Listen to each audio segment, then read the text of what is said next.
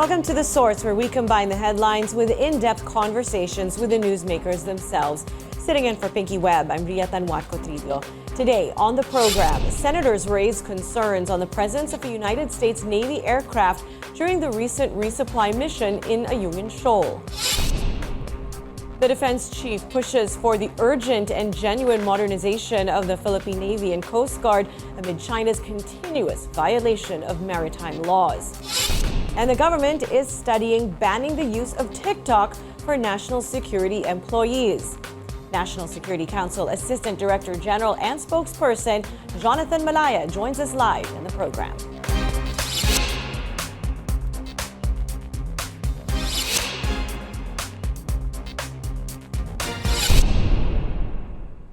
A senator warns tensions could escalate further in the West Philippine Sea due to the presence of a U.S. aircraft during the recent resupply mission in Ayungin Shoal. But officials and experts see nothing wrong. Amor Santos reports. Amid the success of the resupply mission in Ayungin Shoal last Friday, Senator Robin Padilla questioned the presence of the U.S. Navy's P-8 Poseidon. In the Senate Committee on National Defense's hearing, Padilla confronted the Philippine Coast Guard. Hindi ba po dapat na kayo ang dapat nagpapatrol doon? Para po nyo bang inaamin na hindi nyo kayang pangalagaan ang ating dagat at kailangan natin ng US Navy? Kinakaya po natin. We are mastering the much needed courage, determination, and patriotism of our Coast Guard personnel in the area. I have to be very honest about it. It made them more confident, and their morale is also high, knowing the fact that the U.S. government is watching over the sky.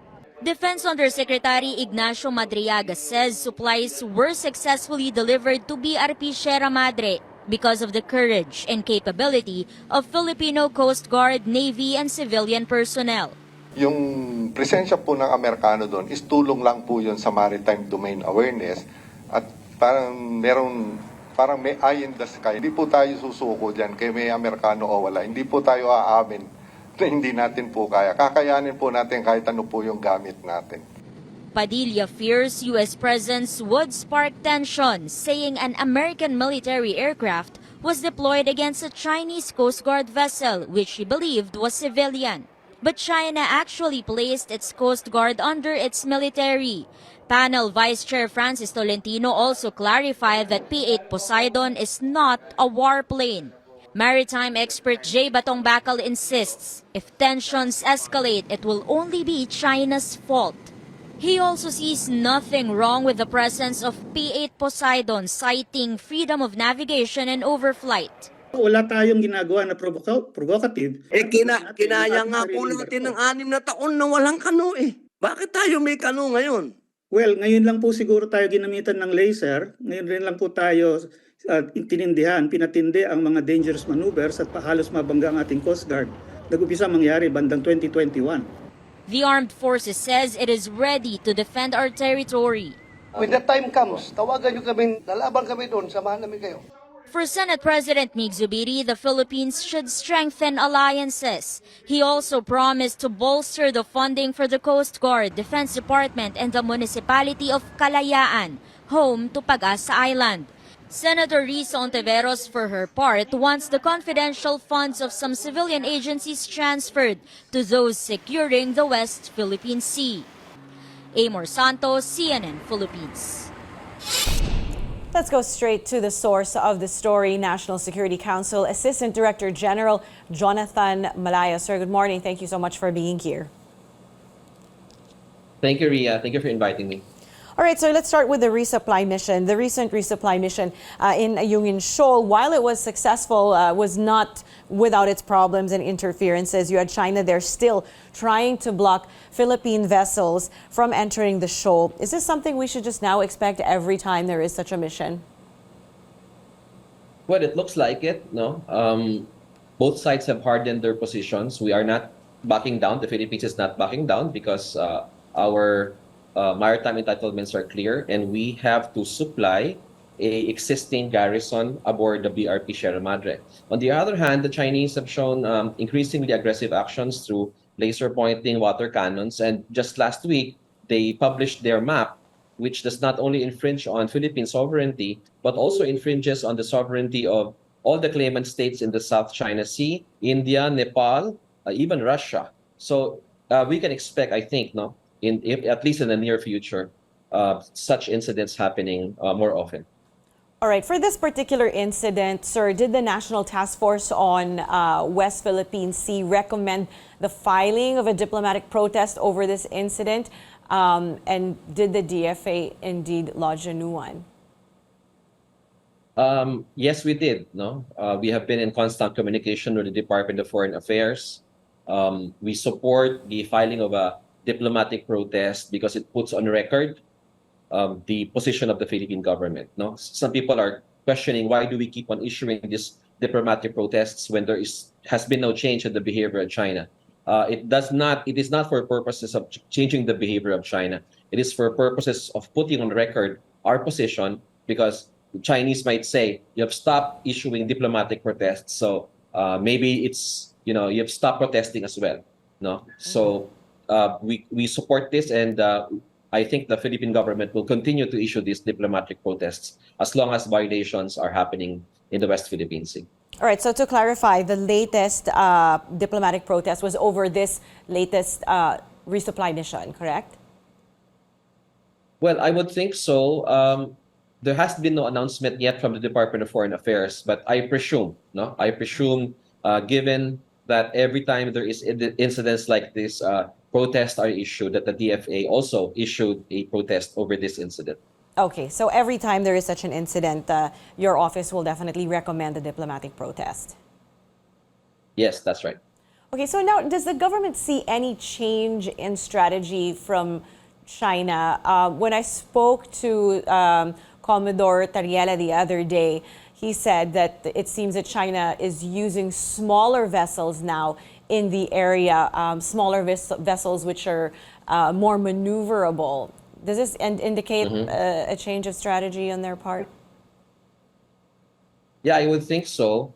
The change in strategy is because the Chinese think that they're on the losing end when there's a David versus Goliath scenario. When they deploy larger ships, they become some sort of Goliath, and the Philippines, of course, is the David. So to counter this scenario, which is being played all over the world, because now the entire world has seen what's happening in the West Philippine Sea, they decided to reduce the number of ships from what it was before and utilize smaller ships. But in the last incident, they still had a large ship, but many more smaller ships, and this allows them more maneuverability and better capacity to outmaneuver and to block our Coast Guard vessel. As we can see in the screen that you're showing right now, effectively, they were able to block one of our Coast Guard ships, but nonetheless, our supply ships were able to reach the Ayungin Shoal. That's right.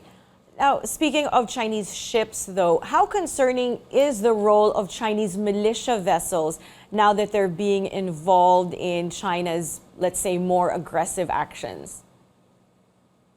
It really is very concerning because before they were still some sort of a gray zone.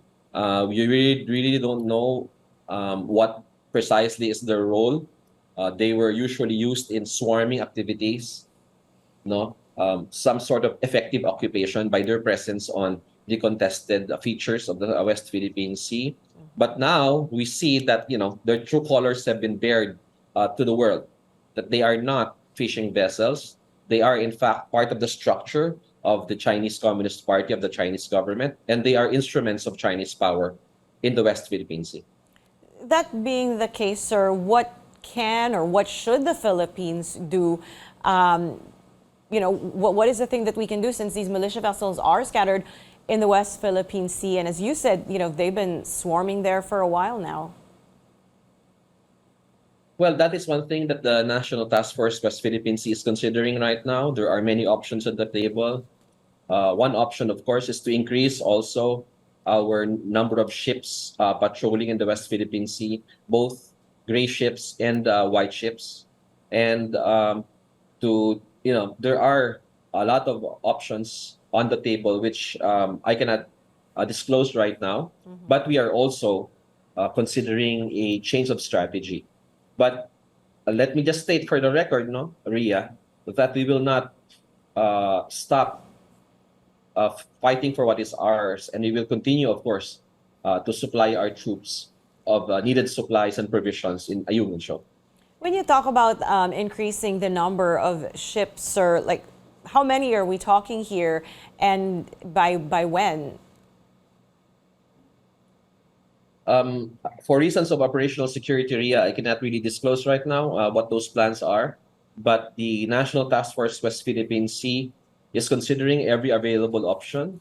And we just hope, no? We just hope in the future that China will also reciprocate our sincere calls for them to reduce tensions and allow the peaceful resupply of our vessels so that we, don't have incidents, no, that may lead to more problems in the future. Right. Now, going back to the mission, as you know, reporters covering it, including one of our own, spotted a U.S. Navy plane.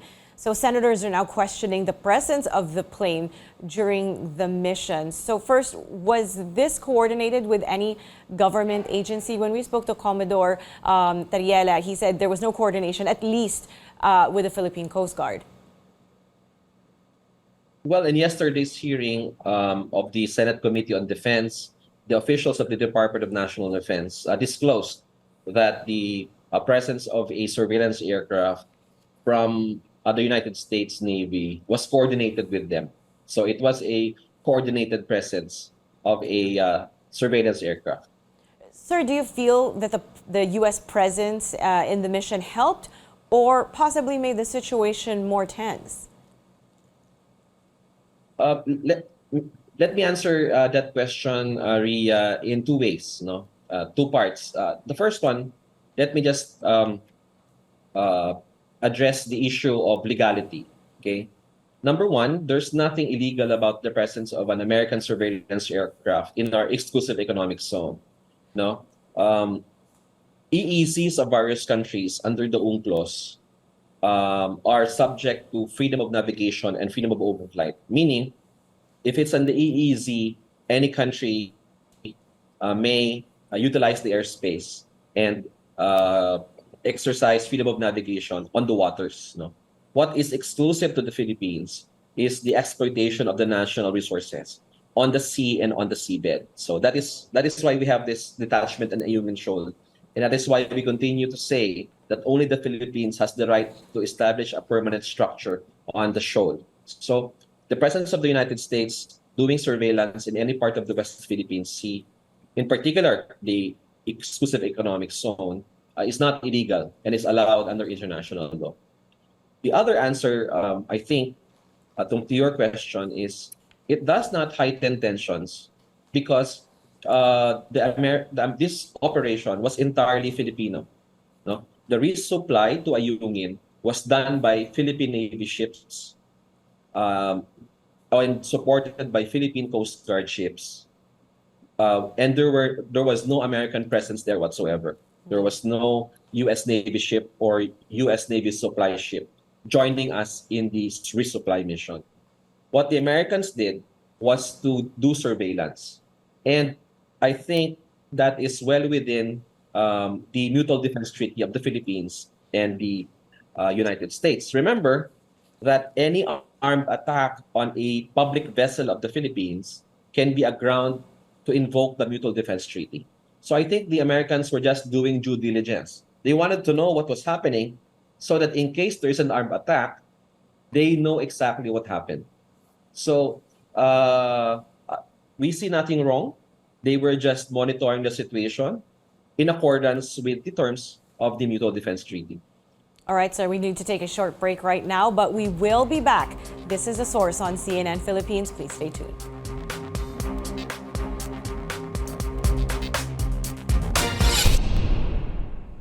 You're watching The Source on CNN Philippines. I'm Ria Tanjuatco-Trillo. Our source today, National Security Council Assistant Director General Jonathan Malaya.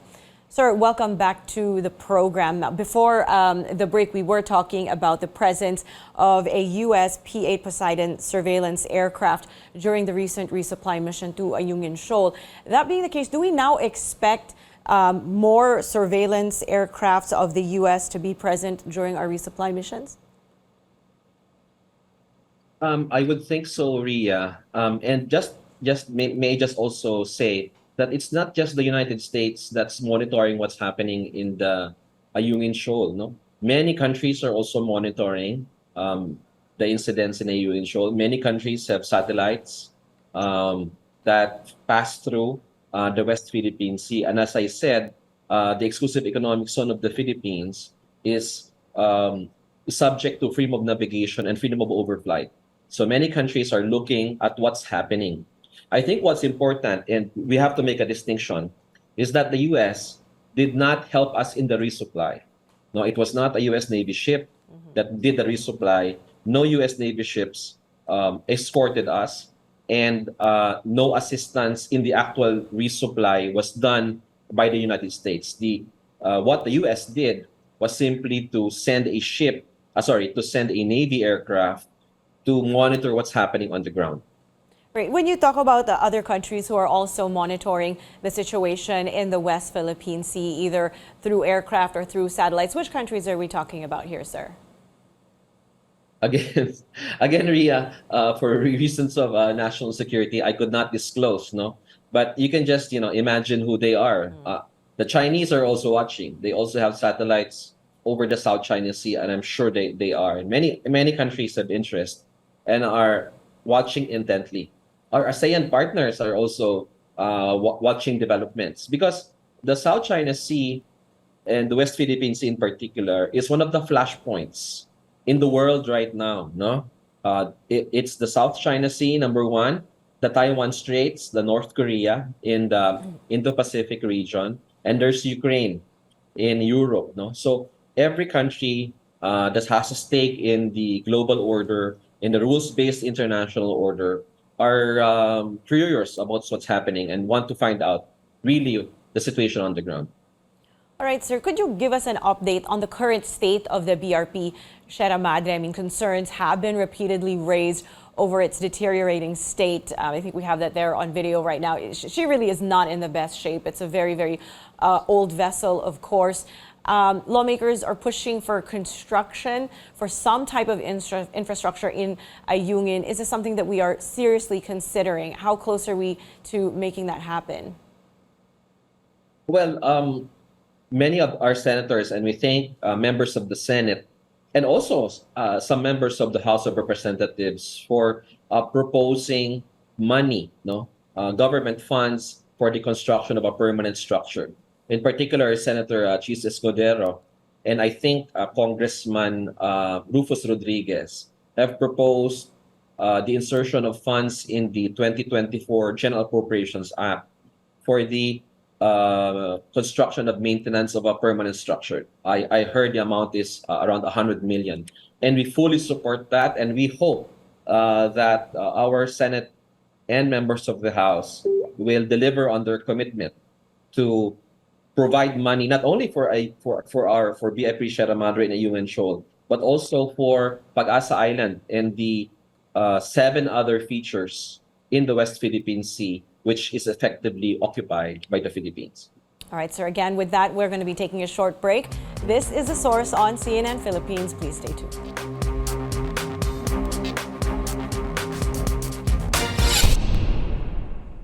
You're watching The Source on CNN Philippines. I'm Ria Tanjuatco-Trillo. Our source today, National Security Council Assistant Director General Jonathan Malaya. Now, sir, during the break, we were talking about China's new 10-line map. The Philippine government plans to come up with its own map to reflect our maritime entitlements. How different are these two maps going to look? Well, I can't make an announcement right now, because there are some approval process that we have to undergo. But maybe what I can say is that this new map will conform to the United Nations Convention on the Law of the Sea and also to the 2016 arbitral ruling. At the same time, it will also possibly reflect the award, the Benham Rice Award or the Philippine Rice Award to the Philippines, which is the extended continental shelf on the eastern side of the country. All right, sir, we look forward to that. Now, we'll shift topics now to TikTok. Do tell us, sir, about this idea of banning TikTok for security personnel. Who exactly will be covered by this? Well, the problems with TikTok arise from two things. Number one is the concerns over data surveillance or data collection.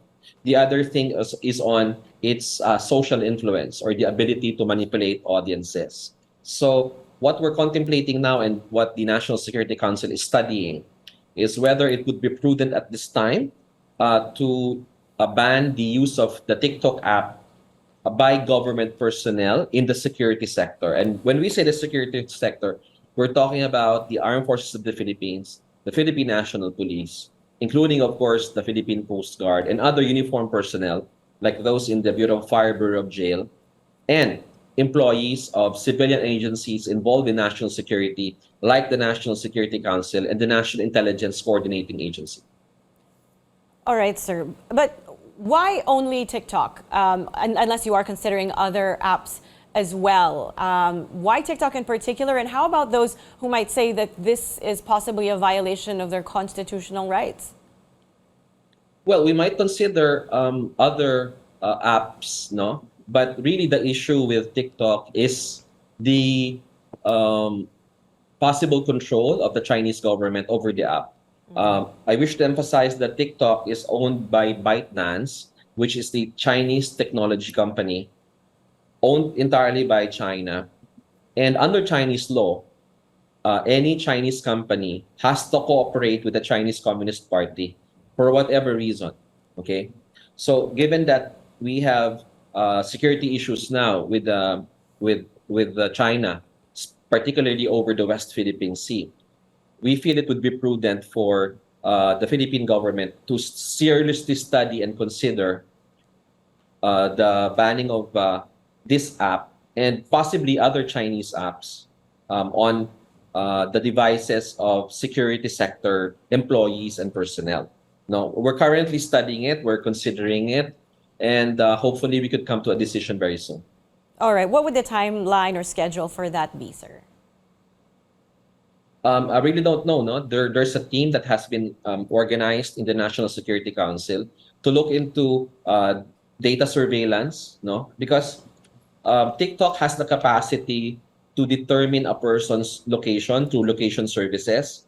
It can also look at your interaction and connections and entirely your behavior. So it has an ability to compromise a national security. If, for example, just consider an official of the National Intelligence Coordinating Agency or the Philippine Army who is involved on the West Philippine issue, if his movement can be tracked by the Chinese government through TikTok, that would be a serious breach of national security. So Right. it is these things that we are considering why we are looking at banning TikTok from the phones of security sector employees. All right, sir. Thank you so much for that and for being on The Source with us this morning. That was National Security Council Assistant Director General Jonathan Malaya. And thank you for joining us here on The Source. Sitting in for Pinky Webb, I'm Ria Tanjuatco-Trillo. You're watching CNN Philippines.